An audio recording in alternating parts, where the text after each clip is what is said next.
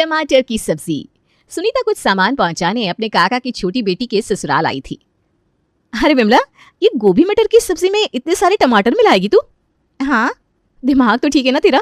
इतना सारा टमाटर, पागल हो गई है क्या? अरे तू नहीं जानती, ये टमाटर जब इस गोभी मटर में पड़ेंगे ना तो इसके स्वाद को 10 गुना बढ़ा देंगे। और ये वाला तरीका मैंने अभी नया नया ही सीखा है। हाँ। लेकिन इतना सारा टमाटर?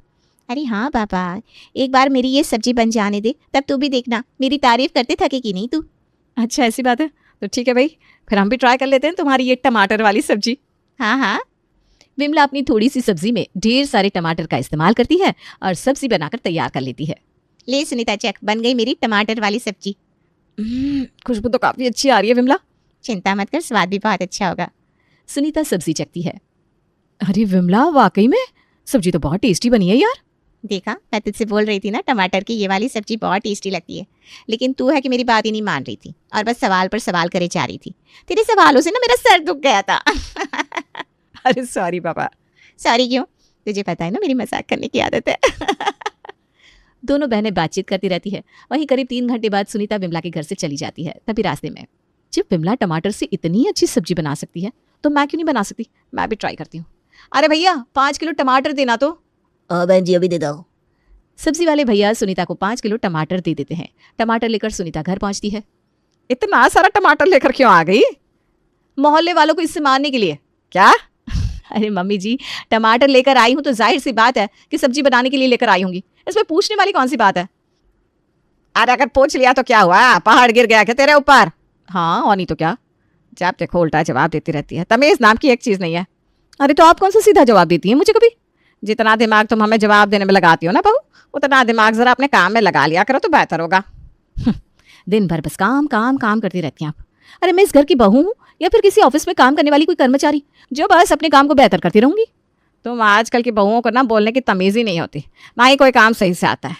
एक हमारे ज़माने की औरतें होती थी जो घर का सारा काम संभालती थी और किसी को भी पलट कर जवाब नहीं देती थी कभी।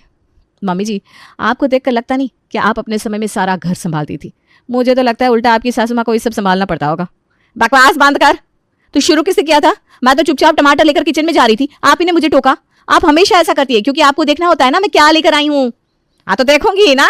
देखिए देखिए, लीजिए लीजिए, आप ही रख लीजिए ये सारे टमाटर। अरे हट जाए यहाँ से। तुम दोनों सास बहू कितना लड़ती हो, तब से सुन रहा हूँ। एक दूसरे को अनाप शनाप बक के जा रही हो तुम दोनों। मैं सोच रहा हूँ दोनों में से कोई तो चुप हो जाएगा, लेकिन नहीं, तुम दोनों में से कोई भी चुप होने का नाम नहीं ले रहा। मैं इसकी सास हूँ कि ये मेरी सास है? चुप ऐसे रहना चाहिए ना। बहू, तुम्हें अपनी सासू माँ से ऐसे बात नहीं करनी चाहिए। पापा जी, जब मम्मी जी उल्टा बोले तो बहू को भी जवाब उल्टा ही देना पड़ेगा ना। और मैं तो कोई सीधी सादी भारतीय नारी हूं नहीं जो अपने साथ गलत होने पर भी चुपचाप बैठ जाऊंगी। मैं आज के जमाने की भारतीय नारी हूं जो अपने लिए डट कर बोलना जानती है। बड़ी आई भारतीय नारी। देखो बहू, मैं ये मानता हूँ कि अपने लिए हर किसी को बोलना चाहिए, लेकिन तुम्हें समझना चाहिए कि ये तुम्हारा ससुराल है। ससुराल में खट्टा मीठा तो चलता रहता है। पापा जी, लेकिन यहाँ मीठा तो कुछ है ही नहीं, सब खट्टा ही खट्टा है। तमीज से बात कर, वरना अभी कभी तेरे मायके भेज दूंगी। अरे हाँ हाँ, भेज कर दिखाइए मुझे।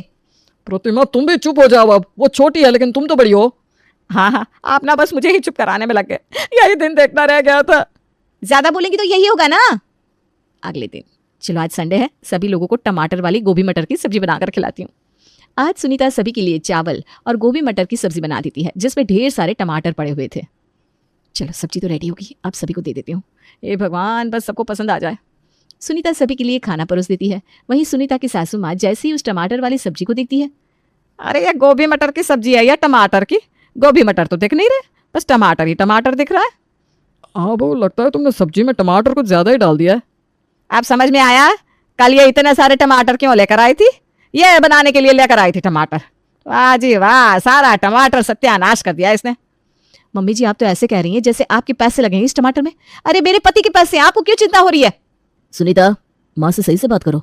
और माँ, आप भी सुनीता को क्यों टोकती रहती हैं? खाना शुरू तो करिए पहले, फिर बताइएगा। अरे कितनी बार कहा है कि मैं इसकी सास हूं ना कि ये मेरी सास है। मेरा हक बनता है कि मैं इसकी गलती पर इसे समझाऊं। तो दुनिया की सारी सास अपनी बहू को ऐसी बेवजह डांटती रहती है क्या मम्मी जी?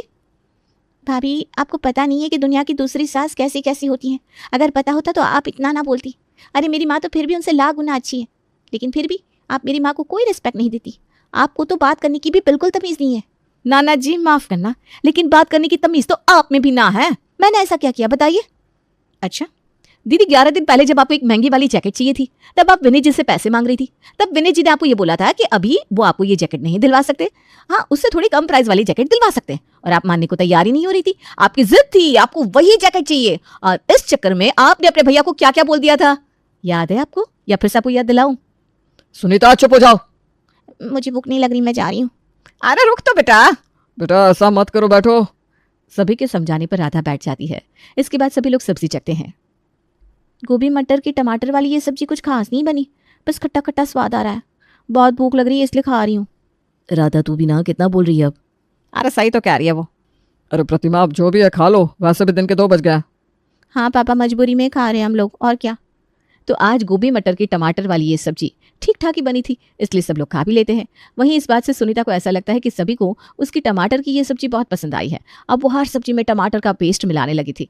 कभी कभी वो सब्जी में टमाटर की प्योरी बनाकर डालती थी, कभी टमाटर लहसुन प्याज को एक साथ मिक्स करके उसका पेस्ट बनाकर डालती। ये लीजिए विनीत जी आपका टिफिन, देवर जी ये लीजिए आपका टिफिन, आज मैंने बनाई है मटर पनीर और पूरी। अच्छा अच्छा।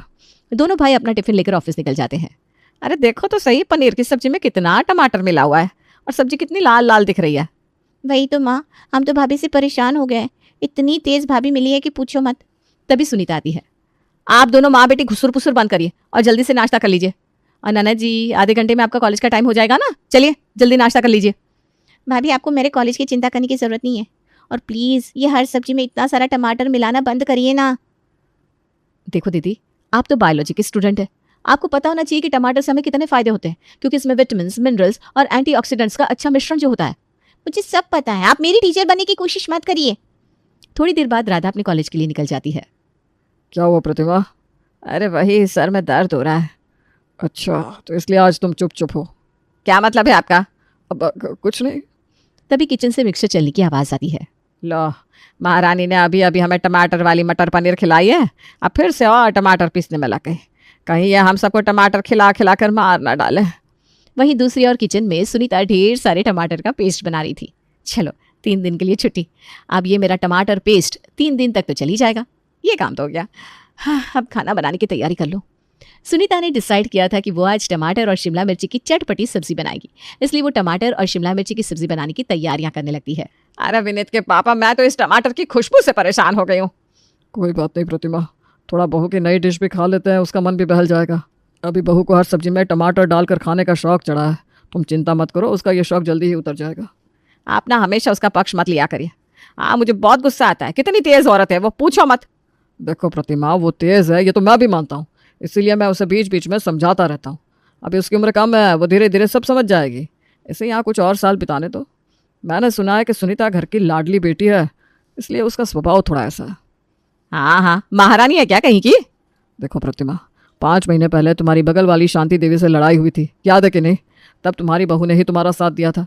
शांति देवी को कैसा मुंह तोड़ जवाब दिया था बहू ने कि उसका मुंह बंद हो गया था। हाँ, पर इसमें कौन सी बड़ी बात हो गई? हे भगवान। अगले दिन, सुनीता, आज तुमने मेरे टिफिन में क्या पैक किया है? आज मैंने आपके लिए सिंपल सी तुरई की सब्जी और रोटी रखी है, और साथ में सलाद वगैरह भी रख दिया है। और तुमने उसमें ढेर सारे टमाटर भी मिलाए होंगे। अरे नहीं नहीं, अच्छा, ऐसे कैसे पॉसिबल है? अरे बस ऐसे ही। अच्छा हुआ तुमने आज इसमें टमाटर नहीं मिलाया, क्योंकि आज मैं तुमसे यही बोलने वाला था कि मुझे मेरी सब्जी में बिल्कुल भी टमाटर नहीं चाहिए, क्योंकि मैं तुम्हारे टमाटर की सब्जियां खा खा कर परेशान हो चुका हूँ। इतना परेशान हो चुका हूँ कि अब मुझे टमाटर को देखने का भी मन नहीं होता। अरे लेकिन ये तो गलत बात है ना, आपको तो पता है टमाटर खाने से कितने सारे फायदे होते हैं। अरे सुनीता, कोई भी चीज़ अगर ज़्यादा खा ली जाए ना तो इंसान परेशान हो जाता है। हाँ भाई हाँ, ठीक है, अब आप जाइए, लेट हो रहा है ना आपको। ठीक है, चलता हूँ, बाय। विनीत अपना लंच बॉक्स लेकर ऑफिस पहुंचता है। कुछ घंटों बाद उसका लंच ब्रेक होता है, तब वो अपना टिफिन बॉक्स खोलता है। ये क्या, सुनीता ने मुझसे झूठ बोला? इसमें से तो टमाटर की खुशबू बहुत ज़्यादा आ रही है। विनीत बहुत गुस्सा होता है। वहीं जब शाम होती है और विनीत घर पहुंचता है तब, सुनीता, तुमने मुझसे सुबह झूठ क्यों बोला कि तुमने सब्जी में टमाटर नहीं डाला? और अगर सच बोल देती तो आप सब्जी लेकर जाते क्या? अरे लेकिन सुनीता, ये कौन सी बात हुई कि तुम मुझे अपने टमाटर की सब्जियां खिलाने के लिए झूठ बोल रही हो? अरे तो मैंने कौन सा कोई अपराध कर दिया जो आप मुझ पर इतना गुस्सा हो रहा है?